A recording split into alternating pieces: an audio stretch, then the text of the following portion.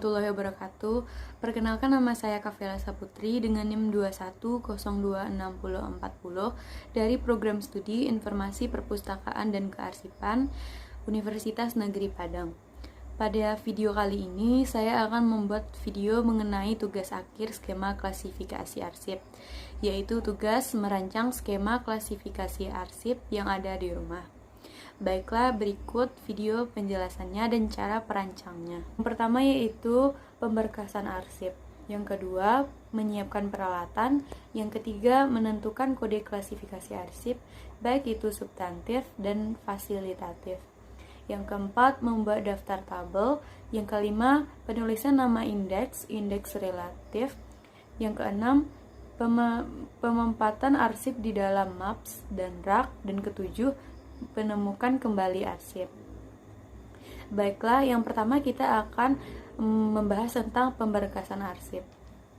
Pemberkasan arsip yaitu sistem pemberkasan merupakan cara atau metode penyiapan arsip secara sistematis ke dalam kotak berkas sesuai menurut aturan yang telah direncanakan dan proses penentuan indeks, kode penyusunan, dan penempatan arsip dengan cara yang tepat agar mudah ditemukan kembali dan apabila diperlukan.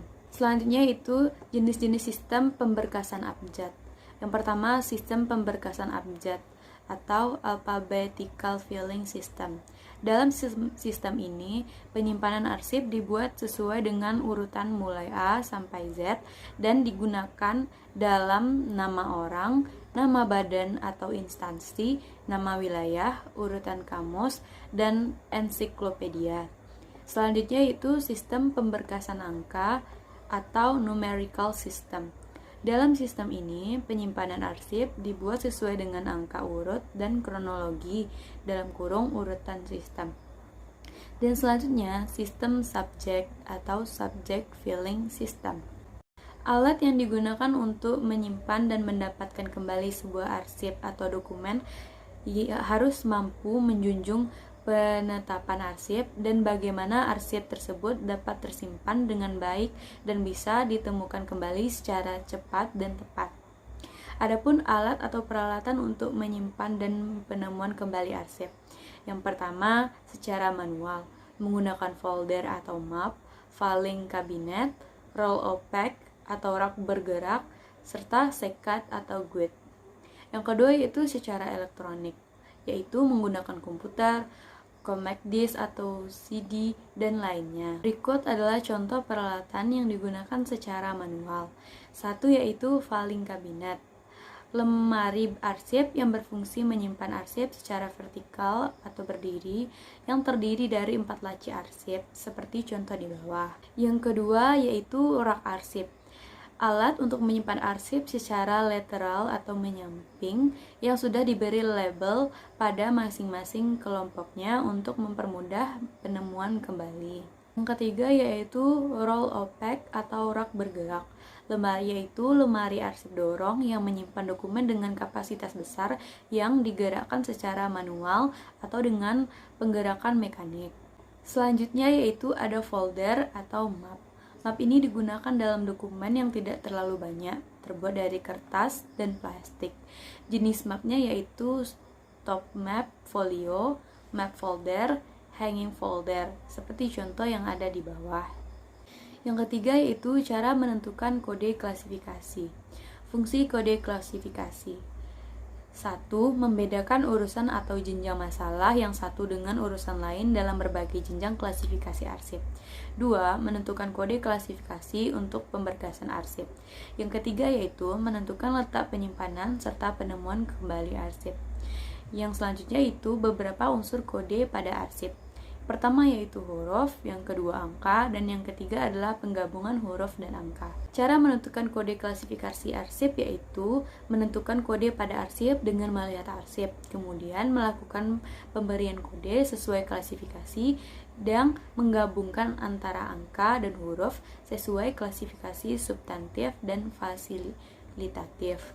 Klasifikasi arsip terbagi menjadi 2 bagian, yaitu substantif dan yang kedua yaitu fasilitatif. Substantif merupakan klasifikasi yang mencerminkan tugas operasional pokok dari sebuah organisasi pemerintah atau swasta. Dan yang kedua yaitu ada fasilitatif, yang merupakan cerminan tugas penunjang dari sebuah organisasi, misalnya kepegawaian atau keuangan. Berikut yaitu pola klasifikasi dapat disusun secara berjenjang. Contohnya yaitu main subjek, pokok permasalahan primer, sub-subjek, pokok masalah sekunder, sub-subjek, pokok masalah tersier, serta folder, yaitu dokumen yang akan diarsipkan. Seperti contoh yang tertera pada di bawah ini. Selanjutnya yaitu penulisan nama indeks. Indeks merupakan tanda pengenal berkas atau judul berkas. Indeks ini berfungsi sebagai petunjuk keterangan penting dalam pekerjaan filing. Misalnya, dapat menetapkan kode arsip di tempat arsip disimpan di dalam folder. Fungsi indeks dalam arsip. 1. Mengelompokkan atau menyatukan, memberikan arsip yang kode dan kegiatannya sama ke dalam satu berkas. Yang kedua yaitu sebagai sarana penentuan kembali arsip. Ada beberapa peraturan pengindeks arsip untuk menyimpan dan penentuan kembali arsip dengan berdasarkan abjad, yaitu 1. Menggunakan nama biasa, keluarga, marga, dan baptis. Yang kedua, indeks menggunakan nama badan organisasi pemerintah atau swasta dan lain-lainnya. Yang ketiga, indeks menggunakan nama wilayah. Berikutnya yaitu indeks relatif. Indeks relatif merupakan daftar subjek atau masalah skema klasifikasi arsip termasuk sinonim yang disusun berdasarkan urutan abjad, yaitu daftar heading subjek beserta rincian subjek dan kodenya. Indeks relatif ini disusun berdasarkan urutan abjad. Berikut cara penyusunan indeks relatif. 1. Menurut aturan kamus. Disusun menurut subjek-subjek yang tercantum dalam skema klasifikasi, disusun menurut abjad dengan sebagaimana susunan kata-kata dalam kamus. Kedua, pengelompokan pokok masalahnya. Disusun menurut kelompok-kelompok pokok masalah yang ada dalam skema klasifikasi, yaitu penyusunan secara abjad berdasarkan masing-masing pokok masalah. Berikut yaitu arsip ijazah sekolah tinggi teknologi lintas budaya. Ini adalah contoh yang akan saya jabarkan untuk mengetahui skema klasifikasi arsipnya. Arsip ini termasuk ke dalam klasifikasi substantif, karena arsip ini termasuk tugas pokok atau tugas utama dalam perguruan tinggi. Ijazah perguruan tinggi ini diberi kode PP. PP perkuliahan atau penyelenggaraan pendidikan. PP.00 Administrasi Penyelenggaraan Pendidikan, PP01 Kemahasiswaan, PP02 Prasarana dan Sarana Akademik, PP.03 Ijazah dan transkrip nilai. 00 Ijazah, 01 Transkrip, 02 Keterangan lulus sementara, dan 03 legalisir. Kode klasifikasi pada arsip ijazah sekolah tinggi lintas budaya ini yaitu PP0300, yaitu berdasarkan PP perkuliahan atau penyelenggaraan pendidikan, PP03 ijazah dan transkrip nilai, 00 ijazah. Indeks kedua dari ijazah perguruan tinggi tersebut yaitu yang pertama atas nama Yuniar Dwi Setiawan, unit 1 Dwi, unit 2 Setiawan, kodenya yaitu YDS.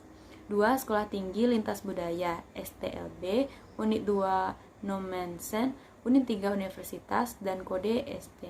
Ketiga yaitu ijazah, unit 1 ijazah, kode IJ.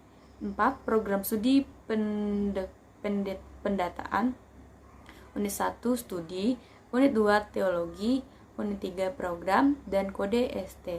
5. Fakultas Teologi, unit 1 Teologi, unit 2 Fakultas, kode TE. Ini yaitu penyusunan arsip di dalam map dan rak seperti contoh di bawah ini, yaitu adalah map-map yang berisikan arsip-arsip yang telah kita buat, baik itu berupa folder, tersier, sekunder, primer. Selanjutnya kita akan menemukan penemuan kembali arsip. Penemuan kembali arsip ini yaitu menyusun atau menyimpan atau memelihara.